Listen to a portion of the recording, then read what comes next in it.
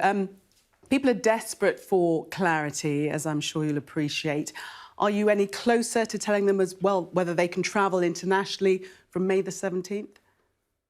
We're definitely closer. We'll say that before May the 17th, which is the earliest possible date, if you remember the Prime Minister's roadmap, and then we'll be able to say whether we can resume on the 17th of May.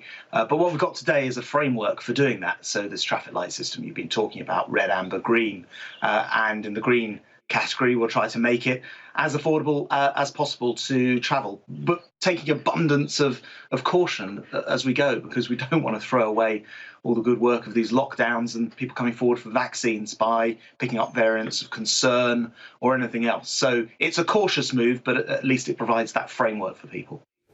What would you say to those who might think that the cost will be prohibitive for people to travel, say for a family of four, with a test costing about £120, that's nearly £500 on top of the cost of a holiday if they have to carry out PCR tests?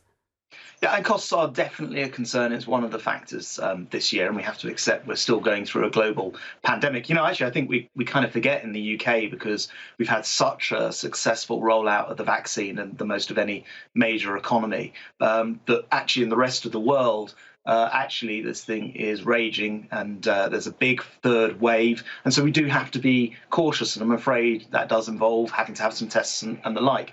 But I am undertaking today to drive down the cost of those tests, and looking at some innovative things we could do.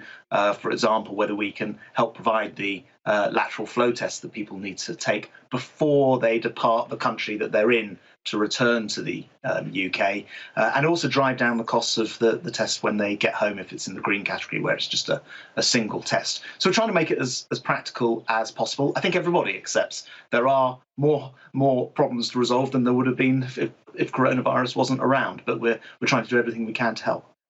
What about the cost that people might have to pay if they have to quarantine when they get home in a hotel at their own expense? Yes, well, I think, as far as red list countries are concerned, and we've got, I think, 39 of them at the moment, for the most part, people aren't travelling from those countries. And at the moment, of course, it's the case that people are going to those quarantine hotels, and they'll be factoring that in before they decide to travel from those locations. I don't think there'll be summer holiday locations, that's, of course, because of the quarantine nature of them. I think what people will be looking at is the green list in particular, and thinking, well, perhaps those are the countries to go to. And what we tried to do, which is an innovation on last year, is introduce what we're calling a green watch list, so that if we have concerns, and these are likely this year to be concerns over different variants coming about, then we can kind of indicate that, flag that up to people, and then they have a little bit of notice, rather than what we saw last year, which were things changing very quickly, which I experienced myself as we had to change Spain off the corridor at that time. So we're trying to find ways to improve the situation. Everyone accepts there's more risk involved in travelling during coronavirus, but for the first time, there's a framework, and for the first time, people may be starting to think about not just international holidays, but the number of people who have families abroad and haven't seen them for months on end, and of course getting business restarted as well. So those are really important aspects of this. How often will you be reviewing the list? Very regularly, so that the list itself will be under constant review, because we have to respond to the coronavirus itself, and we all know how this works. It can move pretty quick.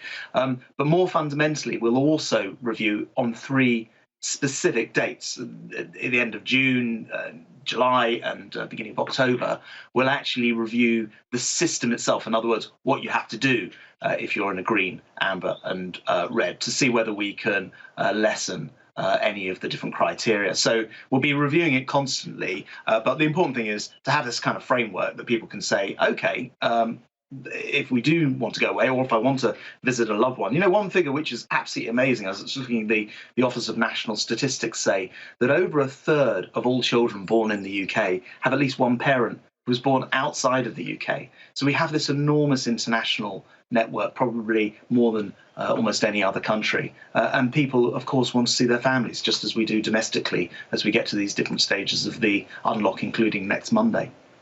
What sort of help will be put in place if people find that the situation changes, as you described, while they're abroad, and the country that they've travelled to has one status when they arrived, but another when they're about to leave?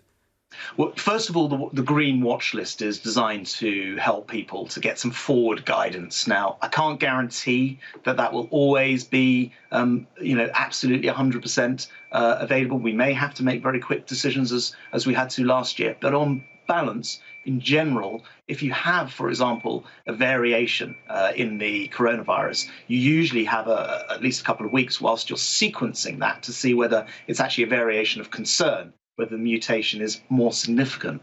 And so that will give people a period of time to potentially know. So that's the first thing. Should have a bit more notice this year.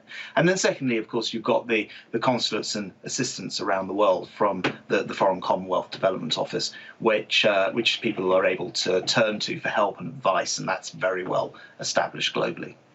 So what's the official advice from the government at the moment? Should people be booking foreign holidays? Because not so long ago, the advice was not to, and perhaps book a holiday within the UK.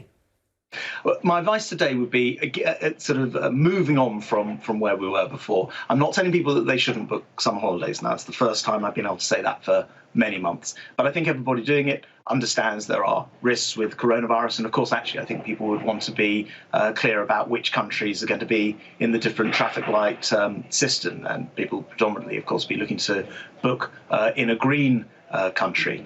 So there's only 2 or 3 weeks to wait before we publish that list itself. But yes, tentative progress. For the first time, people can start to think about visiting loved ones abroad or perhaps a summer holiday. But we're doing it very, very cautiously because we don't want to see any return of coronavirus in this country.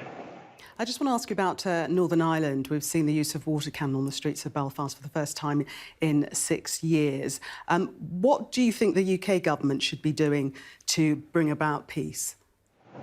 Well, very concerning. And can I just say, there's no role for violence to resolve these issues whatsoever, and particularly against the police service of Northern Ireland, who are just working to try to, keep things calm.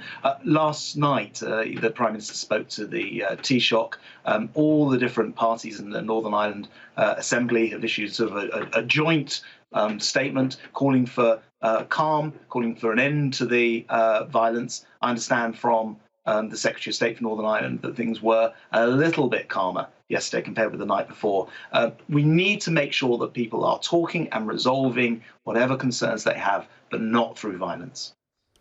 And just on the lobbying row with the Greensill story, the Treasury, as you know, released text messages from Rishi Sunak's private phone to the Prime Minister David Cameron. They do show that the lengths that the former Prime Minister was going to in order to make his case for Greensill. Do you think he's behaved reputably? Well, he's a private citizen.